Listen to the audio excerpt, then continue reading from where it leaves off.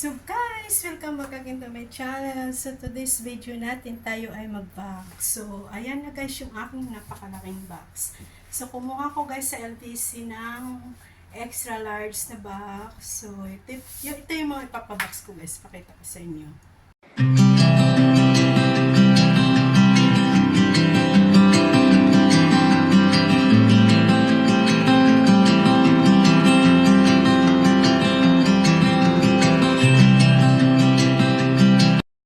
So guys, ayan yung mga ipapabox ko. Yan, magulo pa yan guys. Mga gamit ko. Tapos may mga coffee din ako dito. May mga chocolate. Yan. Mga gamit sa bahay. Ayan pa, mga naka-stripe. Tapos yung mga damit ko. Ipapauna ko na kasi ayaw kong magbitbit. So ayan guys yung aking box. Yan. So, wala pa siyang laman. Naayos ko pa lang yan. Yan. Wala pa siya.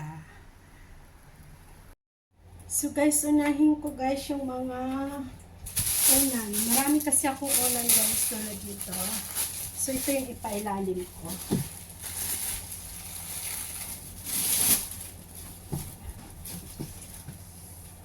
Then,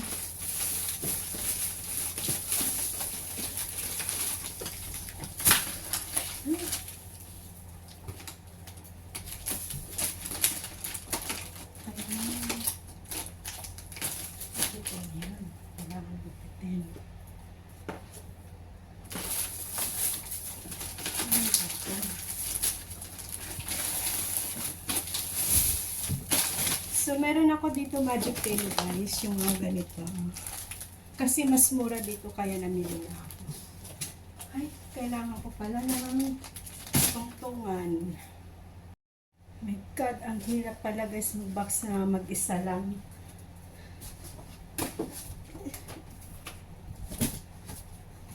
Ayan. So, yung mga ganito guys, pinadala ko na yung mga susuotin ko pag ako umuwi ng Surigao kasi para wala na akong bitbit. Diba? Yan. Mga bestida.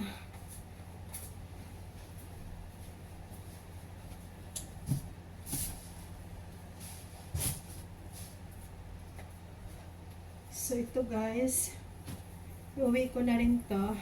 Yan. Bestida rin siya.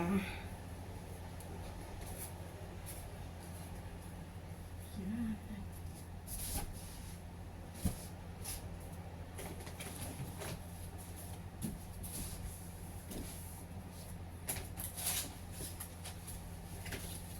Then, ito siya, shirt na overall.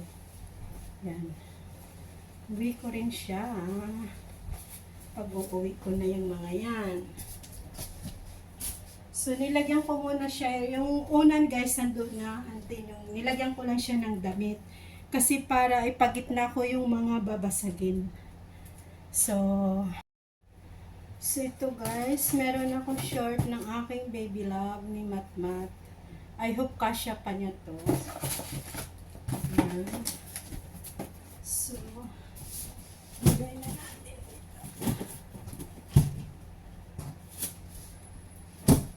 Actually guys, papasok naman ako mamaya sa loob ng box para ayusin. Then ito yung mask. Dala rin ako, bumili rin ako ng mask para hindi na ako magbili-bili doon. So,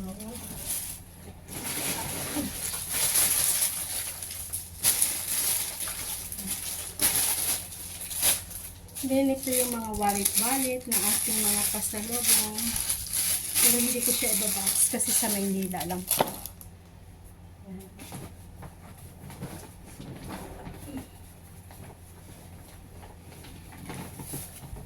Then, shoes ni tatay.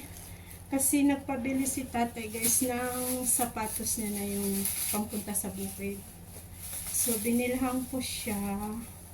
Tapos, bibilhan ko na lang siya ulit sa Maynila na yung panlakad. Actually, meron pa naman siya rapo shoes.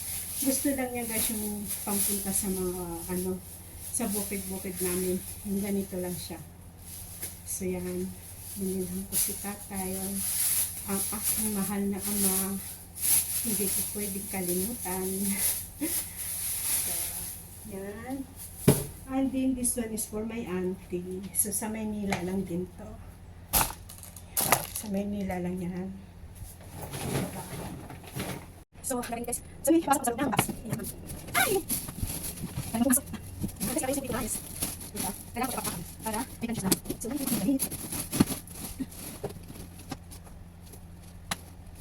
So, makakabila lang guys parang siya. I think. Yan. Para siya mga diba? Sa patapa! Ano naman ito?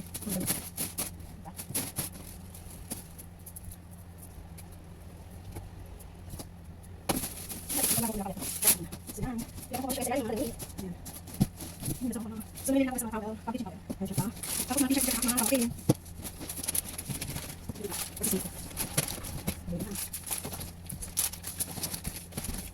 Tapos, syempre, kailangan ko din ng medyo kasa ako. Kasi hindi ko dito.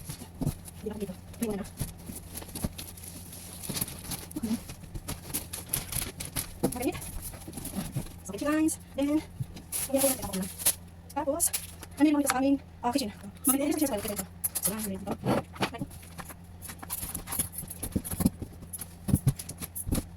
So, dito lang tayo vlog. Since wala sa vlog, so yung lang ito sa laro. Kasi magbablog ako doon. May ganito siya. Kaso lang ito hindi magkasya dito sa box. Pilitin ko na lang. Ayan. Nilagyan ko na lang ng packing tape.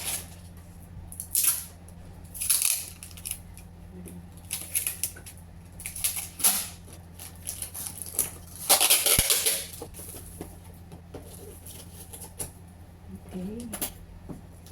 So, ganyan lang siya guys. Kasi tayo ko naman siya eh.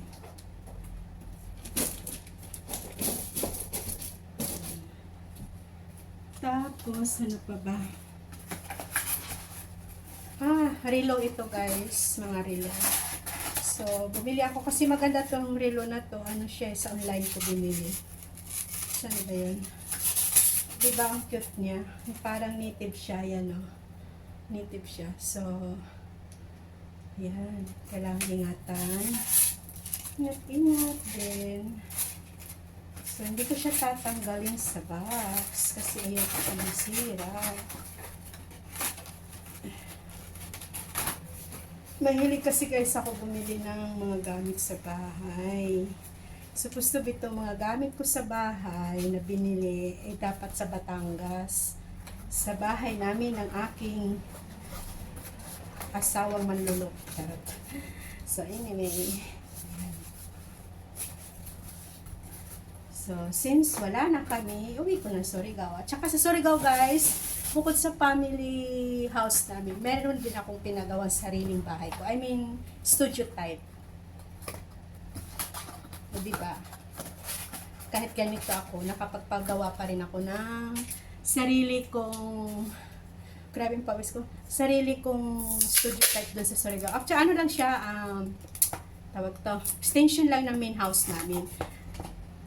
Nung una, ayaw nila pumayag ng pamilya ko, bakit ko pa daw na extension house, may sarili naman akong kwarto. Kasi yung bahay namin doon up and down. Then, sabi ko, ayoko, gusto ko magkaroon ng sarili ko talagang studio type. Kasi, malay mo, may dadalhin akong lalaki, charot. O, diba? Yung studio type ko kasi guys, may sariling din, may sariling kitchen, may sariling CR. O, diba? Makikita niyo, ipapakita ko sa inyo doon. Ay, wait lang. Then guys, meron din ako dito kitchen knife. Kasi ang father ko, lagi na lang nagre-reklamo. Nining, ano ba? Kasi nining ang tawag sa akin.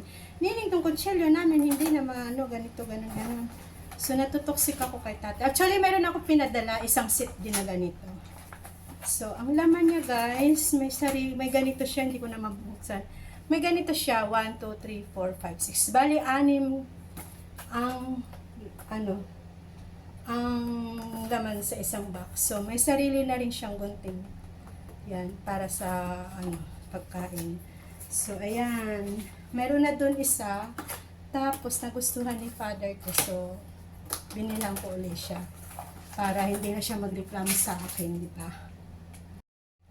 So, Meron din ako nito guys. Yan. So mag-iihaw-ihaw kami doon. Kasi may pinagawa ang tatay ko na dirty kitchen. So aside sa dami namin kitchen sa sarili kong flat, sa sarili ko, meron akong kusina doon, kumpleto. Then, outside naman ng bahay namin, may pinagawa ang tatay ko na dirty kitchen. Sabi niya sa akin, pagawa daw siya ng ihawan. Sabi ko, wag na kasi meron na ako dito, ganito. So, pagagawan ko na lang to ng stand, kasi maliit lang siya. Yan. So, meron din ako guys nito, non-stick naman to siya. 13 pieces siya. Hindi ko nabubuksan guys kasi na siya, nakapaki na eh. So, yan. Meron din ako nito. Para naman ang tatay ko ay hindi na maghirap. Diba? Ayaw ko mahirapan ng tatay ko. Kasi matanda na tatay ko. 70, I think 75 din siya. So, ayaw ko siyang mahirapan. Although may katulong naman ako na kay tatay. Pero ayaw ko rin pahirapan tatay ko. No? Kasi yun, maarte yun. Pag gusto niya magluto, siya magluluto. Tsaka nagre-reklamo yun sa kaldero niya, bakit daw ganun pag ganun. Sabi ko, syempre matagal na yan. So, yan, binilhan ko siya. Then, meron din guys ako nito, non-stick naman siya. Mumura kasi dito sa Hong Kong. So, basta ganito siya guys, ang hitsura. Yan, ganito siya ang hitsura niya. Pag nagluluto ng pata, yan pwede. Tapos guys, meron din ako nito air fryer. Yan. Meron din ako nito. O di matutuwa talaga tatay ko sa akin. Kasi binili ko yung mga gusto niyang gamit. Kasi pag mahilig manood ng cooking channel. Sabi niya sa akin, ano nga ba yung tawag doon sa parang rice cooker daw. So yan, binila ko siya ng ganito. Then, meron din si tatay nito. Ano naman to sa mga vegetables. Yan, ganito siya. So, chopper siya para hindi na magreklamo ang aking father. Yan. So, binilang ko rin siya kasi para pag siya ng fruits, lagay na lang niya dyan. Yan, diba? So, nilubos-lubos ko na guys. Pati plancha. Ayan, binilang ko na rin ang aking father ng plancha kasi yung plancha daw doon ni Sirana.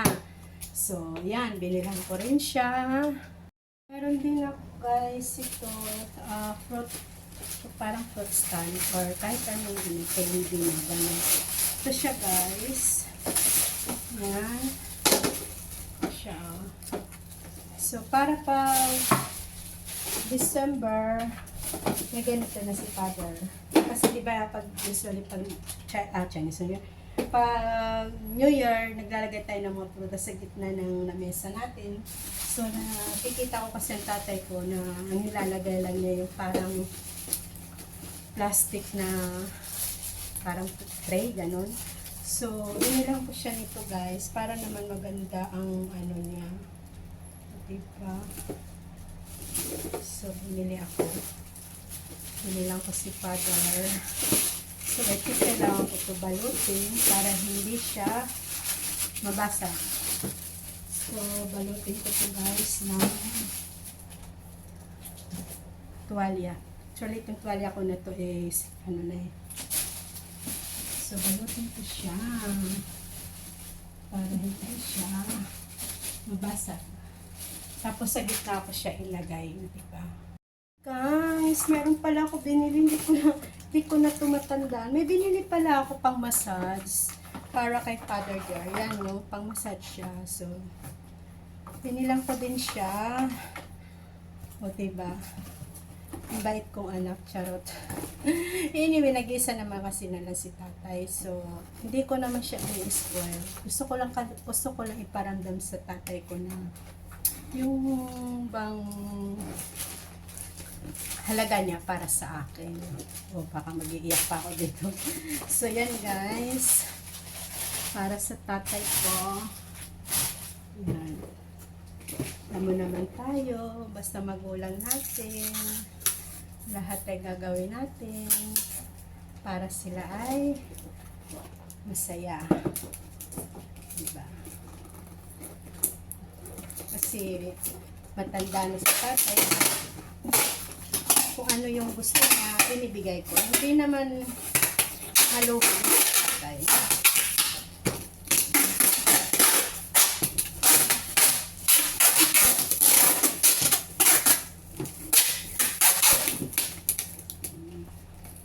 Tsaka, actually, may gusto yung pabili sa akin. Nangihingi ng cellphone, pero doon ko nabibilan yung sa Manila. Bago lang yung cellphone niya ha, galing Korea, pinadala ng kapatid niya. Mas ano pa nga yung cellphone niya kaysa akin eh, mas tawag to, mas bagong ano, brand. I mean, Samsung din, pero yung bagong Samsung na ano, na model. Tapos ngayon, kasi nga tanod siya. So, nalaglag daw. O, diba? Bait ng tatay ko, mahal na mahal ang cellphone niya, nilaglag niya. So, hindi ko naman pwedeng pagalitan lang, pagalitan ko lang. Ayun, nagpabili na naman sa akin. Ayun, so, bibili natin. O, diba? So, guys, bumili din ako ng mga souvenir dito. Sa Hong Kong. Ano siya ng Hong Kong? Isang pala eh. Yan. Ilalagay ko to sa sala namin. Yan siya. Ay, sana. Ayan o, yung ganyan. Maganda siya, guys. So, bumili ako nito para pan-display sa bahay namin. Diba? Babalutin ko siya maigi. So, ay, pagod ko, guys. So, ayan, guys. Natapos din ako. Yan. So, punong-puno na siya. Andyan na lahat. Yan. Sinano ko na. Yun. So, kailangan kasi ganito lang siya talaga flat.